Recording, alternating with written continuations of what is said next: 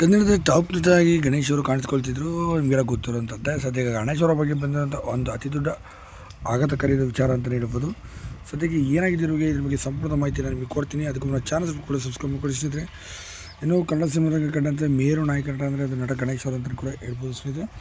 ಚಿತ್ರರಂಗದಲ್ಲಿ ಇವರದೇ ಅಂತ ರೀತಿಯಲ್ಲಿ ಛಾಪನ್ನು ಮೂಡಿಸಿದಂಥ ಇವರು ಕಾಮಿಡಿ ಶೋ ಮಾಡೋದ್ರ ಮೂಲಕ ಬಂದಂಥವ್ರು. ಉದಯ ಟಿ ವಿಲಿ ಬರ್ತಾರಂಥ ಕಾಮಿಡಿ ಟೈಮ್ ಎಂಬ ಇದರಿಂದ ಬಂದಂಥ ಇವರು ನಂತರ ಸಣ್ಣಪುಟ್ಟ ಪಾತ್ರಗಳ ಅಹಂ ಪ್ರೇಮಾಸ್ಮಿ ಇವೆಲ್ಲ ಮಾಡಿದಂಥ ಇವರು ಚೆಲ್ಲಾಟ ಮುಖಾಂತರ ಹೀರೋ ಆಗಿ ಬಂದಂಥ ನಟ ಗಣೇಶ್ ಅವರಿಗೆ ಇತ್ತೀಚಿನ ದಿನಗಳಲ್ಲಿ ನೋಡಿರ್ಬೋದು ನೀವು 7-8 ವರ್ಷದ ಸಿನಿಮಾಗಳು ಕಾಣಿಸ್ಕೊಳ್ತಾನೆ ಇಲ್ಲ.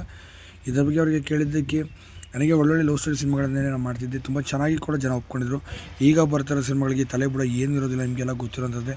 ಒಳ್ಳೆಯ ಸಿನಿಮಾ ಆಗಿನ ಥರನೇ ಒಳ್ಳೆ ಲವ್ ಸ್ಟೋರಿಯಾಗಿ ಬಂದರೆ ಖಂಡಿತ ನಾನು ಮಾಡ್ತೇನೆ.